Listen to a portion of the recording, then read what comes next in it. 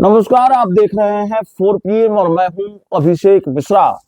देखिए, राष्ट्रीय लोक मोर्चा के 3 बागी विधायकों की बात करेंगे। राष्ट्रीय लोक मोर्चा यानी उपेंद्र कुशवाहा की पार्टी और उस पार्टी के 4 जीत कर आए विधायकों में से 3 विधायक जिन्होंने बगावत का रुख अख्तियार कर रखा है, जिन्होंने उपेंद्र कुशवाहा की चिंताएं बढ़ा रखी हैं और जिनके बारे में अब तक ये माना जा रहा था, हालांकि अब जो हम बताने जा रहे हैं ऐसा लगता है कि गेम पलट गया है या इस पूरे खेल में कोई बदलाव जरूर है, दिलचस्प बदलाव है या दिलचस्प मोड़ पर ये पूरा खेल आकर ठहर सा गया है।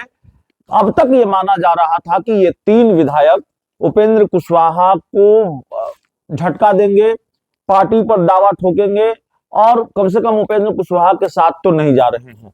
रामेश्वर महतो ने दिल्ली में एक मीटिंग के बाद ये ऐलान किया और तीनों विधायकों के साथ मीटिंग हुई। रामेश्वर महतो ने अपनी पार्टी के बाकी 2 विधायकों के साथ भी मीटिंग की।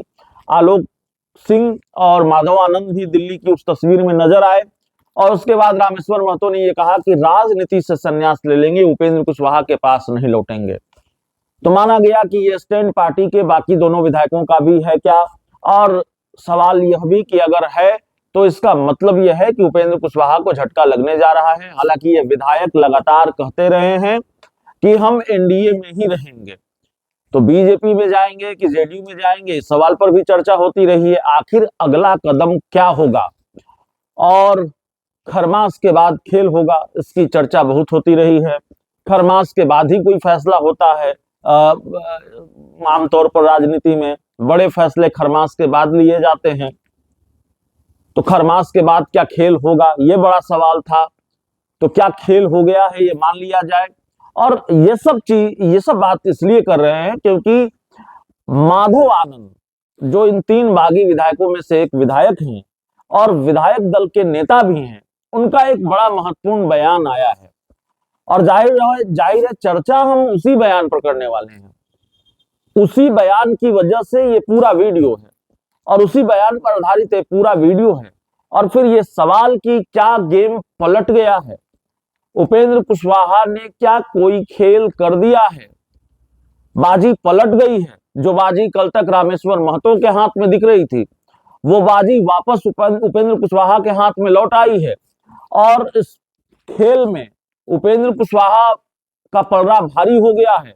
रामेश्वर महतो पर उपेंद्र कुशवाहा क्या भारी पड़ गए हैं, ये सारे सवाल कुछ सेकंड के एक बयान की वजह से, माधव आनंद का बयान।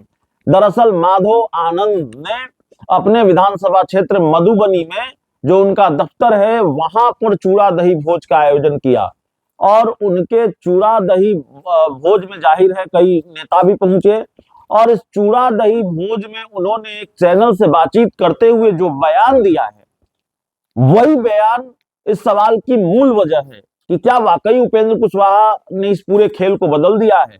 माधव आनंद अब किसके साथ है, रामेश्वर महतो के साथ है या उपेंद्र कुशवाहा के साथ हैं? पहले ये बयान सुनिए। हमारी पार्टी पूरी तरह एकजुट है, कहीं उसमें कोई संशय दुविधा नहीं है। आदरणीय उपेंद्र कुशवाहा जी के नेतृत्व में मेरी पार्ट लगातार आगे बढ़ रही है। दीपू मेरे छोटे भाई की तरह है। हमारे तो माधव आनंद तो कह रहे हैं पार्टी एकजुट है, उपेंद्र कुशवाहा के नेतृत्व में पार्टी एकजुट है और पूरा बवाल जिस कारण है कि उपेंद्र कुशवाहा ने अपने बेटे दीपक प्रकाश को मंत्री बनाया है, उनकी तारीफ माधव आनंद कर रहे हैं और वो कह रहे हैं कि दीपू हमारे छोटे भाई हैं, वो अच्छा काम कर रहे हैं। तो बदले हुए सुर हैं क्या माधव आनंद के? सुर क्यों बदल गया, कैसे बदल गया और क्या ये मान लिया जाए कि खेला दरअसल रामेश्वर महतो के साथ ही हो गया है? माधव आनंद अगर इस तरह का बयान दे रहे हैं और वो कह रहे हैं कि जो दीपू हैं, दीपक प्रकाश हैं, वो मेरे छोटे भाई हैं और उपेंद्र कुशवाहा के नेतृत्व में पार्टी एकजुट है। इससे पहले माधव आनंद ने आपत्ति जताई थी दीपक प्रकाश को मंत्री बनाए जाने पर और रामेश्वर महतो ने तो यहां तक कह दिया था कि उपेंद्र कुशवाहा ने बेटे को मंत्री बनाकर आत्मघाती फैसला लिया है। तो इस सिक्के के 2 ही पहलू हो सकते हैं, हर सिक्के के 2 पहलू होते हैं।